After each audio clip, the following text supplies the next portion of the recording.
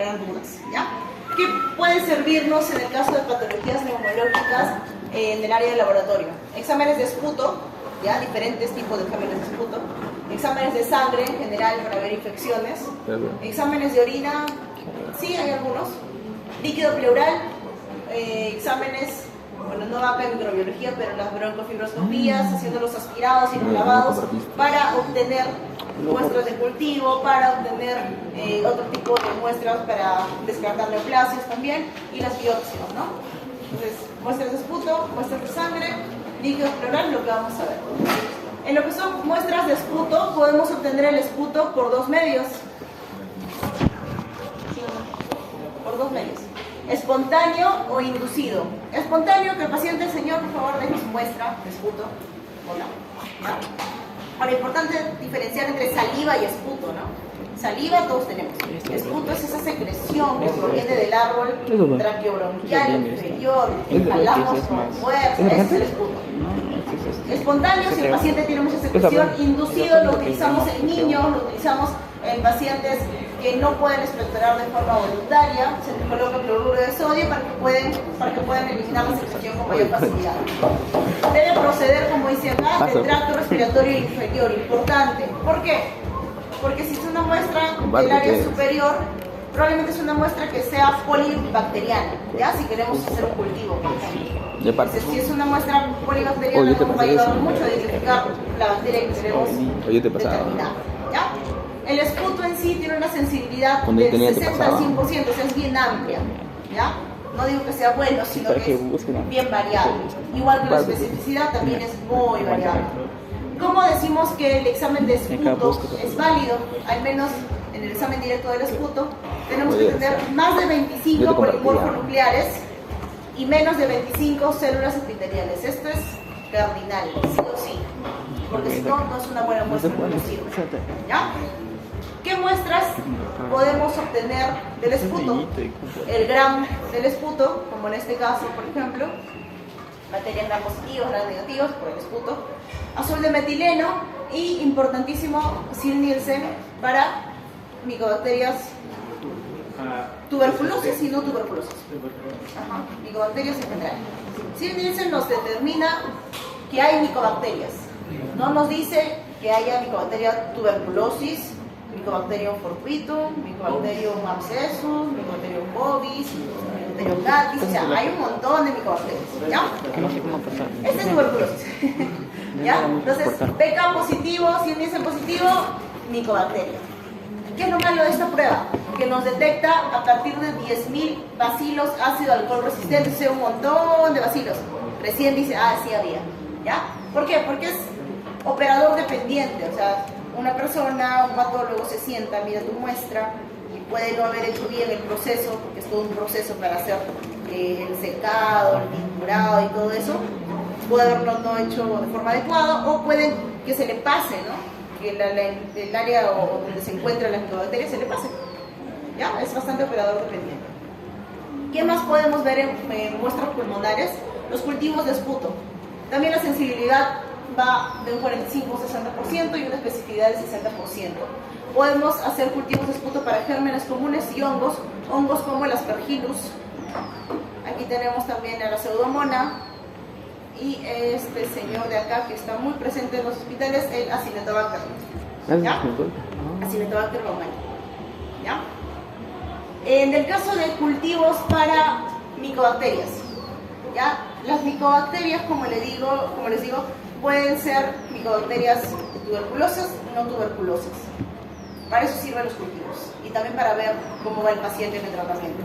Pero bueno, los cultivos detectan desde 10 bacilos ácido alcohol resistentes. ¿Desde cuándo detectaban las Sil-Nielsen? Desde 10.000, ¿no? Es bastante diferente, ¿ya?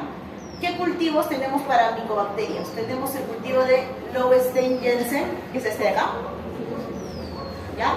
El cultivo Ogawa, que es este de acá, y los cultivos líquidos. Ahora, ¿qué diferencia hay entre un cultivo sólido y un cultivo líquido? Que los cultivos sólidos demoran un poco más de tiempo, ¿ya? Demoran 2 meses, o sea, pueden crecer desde antes, obviamente, la bacteria, pero se hace la lectura a los 2 meses, se da el resultado a los 2 meses. Y los cultivos líquidos son un poco más rápidos, al mes ya tenemos los resultados, ¿ya? Entonces, sólidos, líquidos. Cuando tenemos micobacterias, en ambos cultivos te reportan la tipificación de la bacteria. Si tenemos un cultivo sólido o líquido, ya con resultado te va a aparecer Mycobacterium tuberculosis, Mycobacterium con su apellido, ¿no? El que sea, son muchos, ¿ya?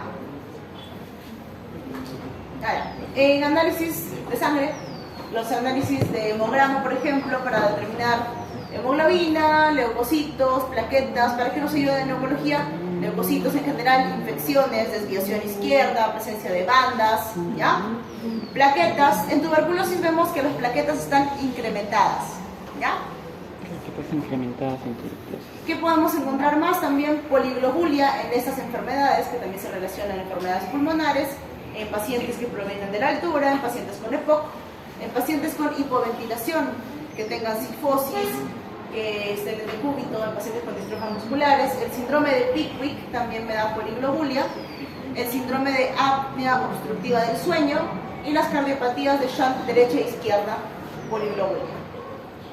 En pacientes que presentan anemia, podemos ver anemia asociada a enfermedades crónicas. Acuérdense que la anemia asociada a enfermedad crónica suele ser normocítica, normocrónica. Los pacientes con tuberculosis, por general, tienen desnutrición crónica, ¿ya? Por lo general, no todos. Pacientes con abscesos pulmonares, neoplasias, infecciones micóticas pueden tener anemia. Podemos ver neutrofilia en infecciones bacterianas, ¿no? Incrementan los segmentados, incrementan los neutrófilos. Neumonías, abscesos. Podemos ver eosinofilia en pacientes con alergias, en pacientes con asma, con parasitosis, con el síndrome de Loeffler, ¿ya? Neumonías eosinofílicas, podemos ver también en las vasculitis como Charcot-Strauss. Podemos ver incremento de basófilos en el asma, en la sinusitis, incremento de linfocitos en las tuberculosis, infecciones por citomegalovirus, linfopenia en pacientes con VIH, neoplasias, tuberculosis también, y cuando presentamos monocitosis en la tuberculosis. Exámenes de orina aplicado a respiratorio, ¿no? Porque el examen de orina tiene sus funciones múltiples, pero en el caso del sistema respiratorio podemos encontrar antígenos en orina, antígenos para legionela, para estreptococcus pneumoniae también. No es algo que se utilice de forma rutinaria, pero existe. A nivel de lo que es líquido pleural, ¿qué pedimos en un líquido pleural? Pedimos el citoquímico, ¿ya? Que me determinan los leucocitos, la diferenciación manual, leucocitaria, si hay monocitos, si hay polimorfonucleares. La glucosa, para hacer la relación entre la glucosa de líquido pleural y la glucosa de sangre del paciente. De igual manera con las proteínas y el LDH también se hace una relación entre ellas para asociarlas y ayudarnos a encontrar los criterios de Light, ¿no? Para determinar si tenemos un exudado o un transudado. Y también importante el ADA, ¿no? En casos de tuberculosis más específicamente. Criterios de Light, bueno, eso ya lo van a ver en sus clases de neumo, ¿ya? Pero de todas maneras, para que tengan una idea, se hace una relación entre el LDH de la pleura y el suero, entre la relación de las proteínas pleurales y el suero, y el LDH líquido pleural. Sus valores para diferenciar entre un trasudado y un exudado. ¿Para qué? ¿Para qué quiero saber si es un trasudado y un exudado? Ya. Porque los trasudados suelen tener unas patologías asociadas y los exudados otras patologías, ¿ya? Los trasudados, por ejemplo, en insuficiencias cardíacas, los pacientes hacen derrames pleurales, por lo general del lado derecho, pueden ser bilaterales. Más frecuentemente encontramos trasudados. Exudados, tuberculosis, neoplasias, ¿ya? Este es un examen de líquido pleural completo, ¿ya? Del hospital. Entonces, tenemos un ADA, adenosíndiaminasa, en 7.21. Como nos dice acá, el líquido pleural debería estar entre 0 y 35, quiere decir que es un ADA normal, ¿ya? Diferente es la situación, por ejemplo, si este no fuese líquido pleural, ¿no? Si sería un líquido cefalorraquídeo y teniendo este valor ya es tuberculosis. Pero no ese es el caso. Tenemos líquido pleural 0.35, tiene 7.21, es normal este ADA. En el examen citoquímico tenemos que el aspecto, bueno, es turbio, amarillo, y encontramos 1240 leucocitos, de los cuales tenemos predominio de mononucleares, ¿ya? Polimorfonucleares, más infecciones. Mononucleares, más neoplasias y tuberculosis, ¿ya? Entonces, hasta este momento vamos a abajo, leucocitos con predominio de mononucleares, ¿ya? Bueno, no tenemos los valores del paciente, la glucosa no está consumida, ¿ya? El DHL está ligeramente incrementado y las proteínas, por lo general proteínas más de 3 nos hablan de un exudado, ¿ya? Entonces, este paciente, el diagnóstico es que tiene una neoplasia, ¿ya? Tiene una efusión pleural con una masa pulmonar. Entonces, más o menos ese es un líquido de un paciente con una neoplasia pulmonar, ¿no? Con efusión pleural, por eso tiene un estudio de líquido. ¿Cómo podemos ver el líquido también pleural que obtenemos al hacer una toracocentesis? Un líquido citrino que nos hace pensar más en TB, un líquido purulento, ¿ya? Suele ser un poquito más verdoso, ¿ya? Que nos suele hacer pensar en infecciones, líquidos hemáticos, y acá está lo que le gusta el quirotórax, ¿no? Ya está. ¿Se puede biopsiar? No se puede biopsiar, se puede biopsiar, se puede biopsiar, no se biopsia. Las purulentas no se biopsian, ¿ya? No se biopsian. Listo. La broncofibroscopía, ¿para qué nos ayuda? Para obtener, al menos para exámenes de laboratorio, nos ayuda para obtener aspirados bronquiales, lavados bronquialveolares. Los aspirados bronquiales se ingresa al paciente a broncoscopía, se ingresa el videobroncoscopio, al área donde nosotros hemos identificado, para eso sirve la tomografía, donde hemos identificado la lesión pulmonar, que se llama el infiltrado alveolar, ¿ya? O infiltrado de árbol neurótico. Entonces localizamos que está en segmento 6, ingresamos a segmento 6 y instilamos cloruro de sodio. Se instila el cloruro de sodio y se recolecta nuevamente. Eso es un aspirado bronquial. Eso pasa al laboratorio, hace la lectura y de ese aspirado bronquial podemos obtener varias muestras. Podemos obtener beca de esputo, beca de aspirado bronquial, beca cultivo del aspirado bronquial. Podemos obtener GeneXpert, que lo vamos a ver en unas siguientes diapos, GeneXpert de aspirado bronquial, cultivo de gérmenes comunes, cultivo de hongos, PAP, Bloxel, que son para ver neoplasias, ¿ya? Todo eso podemos obtener en un aspiradito. Ahora, el lavado bronquialveolar es bastante similar, solamente que en el área del laboratorio, ¿ya? O sea, en la mecánica sí, bueno, pero en el área del laboratorio tiene una lectura más específica, el recuento celular de esa muestra. Entonces eso nos sirve más que todo para enfermedades intersticiales, ¿ya? ¿Qué más podemos hacer con la broncofibroscopía? Biopsias endobronquiales. Si entramos con el videobroncoscopio y encontramos una lesión endoluminal, se puede biopsiar. Se manda igual para todo lo que les he mencionado, para beca cultivo, para histopatológico, para cultivar en sí, para gérmenes, para hongos, para todo. Y las biopsias transbronquiales, si encontramos que la lesión es externa al bronquio, podemos hacer una biopsia transbronquial. El lado ustedes ya saben, ¿ya? El examen también predilecto para poder encontrar insuficiencia respiratoria, poder encontrar trastornos hidroelectrolíticos, ¿ya? Podemos encontrar insuficiencia respiratoria 1, 2, acidosis, tanto respiratoria, metabólica, alcalosis respiratoria, metabólica, todo eso, ¿ya? Otros, ¿para qué nos ayudaría en un perfil hepático?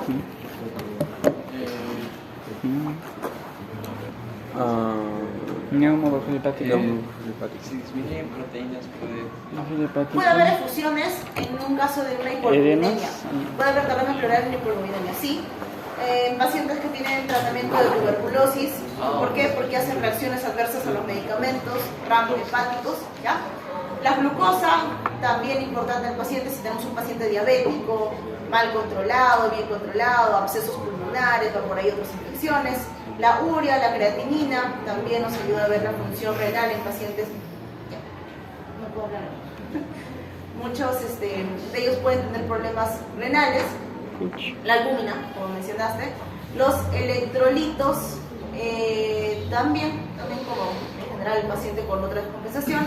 Hemocultivos para ver infecciones en un paciente que tiene neumonía, por ejemplo, y no está respondiendo bien a los antibióticos. se suele hacer pancultivo, ¿no? Dentro de ellos los individuos. Y esto de acá es importante también lo agregué aquí, el PPD, ¿no? El PPD, ¿alguien sabe qué es el PPD? PPD, El PPD o prueba Mantoux es para ver la infección latente para tuberculosis, ¿ya? Claro. Se coloca un 0.1 mililitro intradérmico en el brazo izquierdo, en la zona media, ¿ya? Se lee a las 72 horas. ¿Qué nos dice esto? Si esto es positivo, o sea, si es de más de 10 milímetros la lectura, nos quiere decir que nosotros tenemos exposición al Mycobacterium tuberculosis, más de 10 milímetros. Pero si somos un niño menor de 5 años o una persona con VIH, basta con más de 5 milímetros, ¿ya? ¿Nos habla de infección? Sí, no nos habla de enfermedad, ¿ya? O sea, nos habla de una infección latente para tuberculosis, no necesariamente que tenga enfermedad de tuberculosis, ¿ah? Por ahí son varios términos.